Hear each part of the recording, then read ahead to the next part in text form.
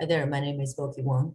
Here I will present a project of measuring the expectations about tDCS for improving motor performance. Studies of transcranial direct current stimulation to enhance motor learning have yielded mixed findings. In this 2017 paper, 30% of published studies showed no results, meaning that the true tDCS group did not outperform the sham group. The mixed findings have often been attributed to differences in study design and individual anatomy. However, the roles of placebo effects have been largely ignored. The magnitude of placebo effects can be driven by expectations, but those are commonly not controlled for in learning studies, despite their known influences on motor performance. So it is quite possible that one's expectation of tDCS will produce a sizable placebo effect comparable to those of the true treatment effect, and thus produce no findings. So in this study, we want to survey the expectations and see whether those vary.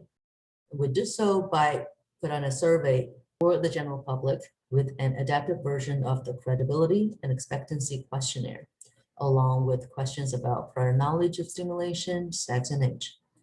The sample questions are shown to the right. The responses were collected with a 5-point scale, and higher score indicates higher expectation.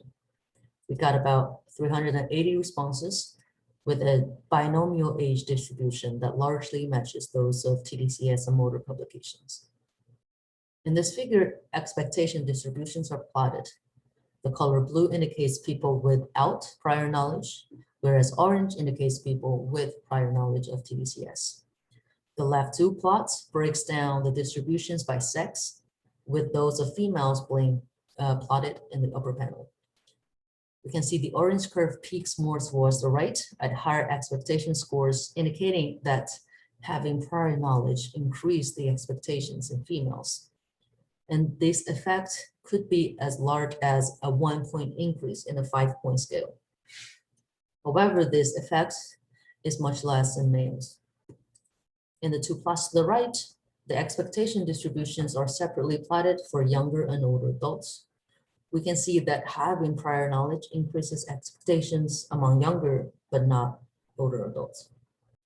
Our findings suggest that the expectations of tDCS to improve motor performance do vary by prior experience, sex, and age.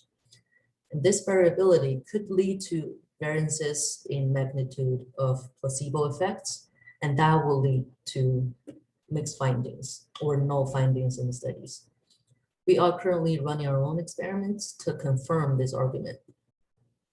With this perspective in mind, we think it's important to quantify expectations in the study design and thereby control for placebo effects in the analyses. That concludes the presentation.